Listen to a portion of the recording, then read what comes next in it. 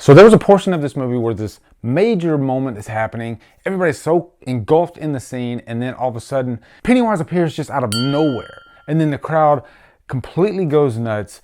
Everybody's freaking out. And then it ends with this big, huge 350-pound burly guy going, "God damn." That's how effective Pennywise was in It.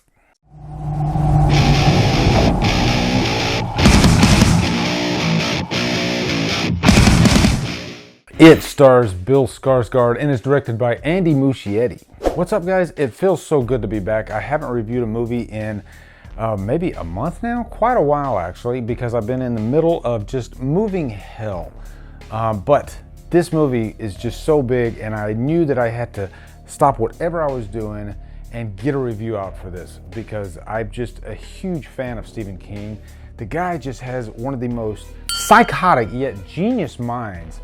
And he's definitely one of the greatest horror writers out there, if not writers, period. But believe it or not, I've never seen the original miniseries, It, with the great Tim Curry. And the one big thing I constantly hear about that movie is how great he was as Pennywise. And a lot of people told me, you have to see the original before you see this one, but I was so taken by the trailers for this movie that I didn't want to know anything going in. I wanted to go in completely fresh. So you can see where I'm coming from on this. And let me just say, this movie, phenomenal. One of the best movies of the year, and we're gonna get into why.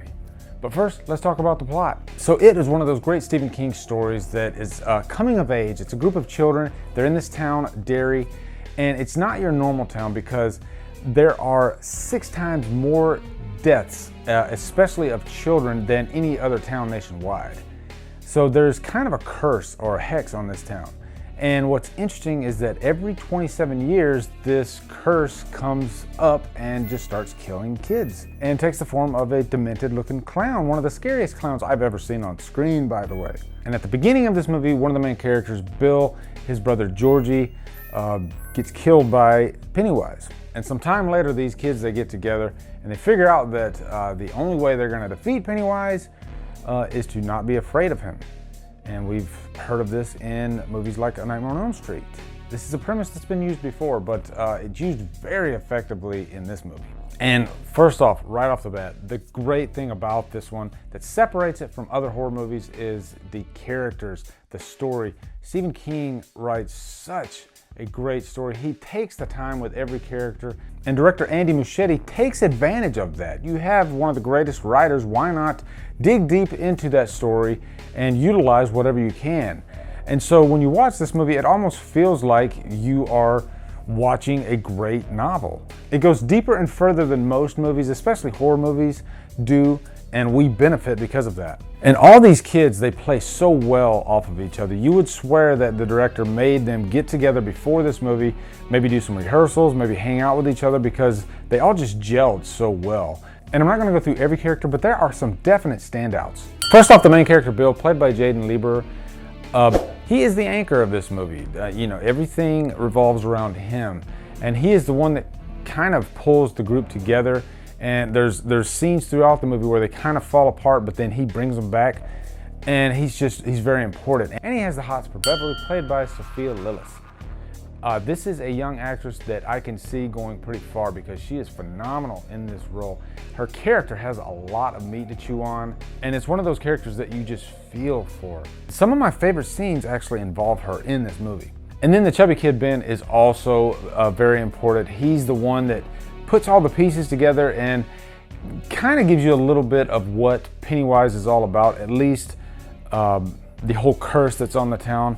But they don't give too much away, which I love. You know, they give you just enough. And then there's these bullies in this movie that they feel like part of a Stephen King story. It's gonna immediately make you think of Kiefer Sutherland in Stand By Me. But one thing that was really striking to me is the main bully. He looks just like the bully in Over the Top with Sylvester Stallone. I swear to God, he could be that guy's son. Seriously. But lastly, I have to talk about Bill Skarsgård. His portrayal of Pennywise is just groundbreaking. I guess that's the word I could use. It reminded me of what Heath Ledger did with the Joker when you compare it to Jack Nicholson.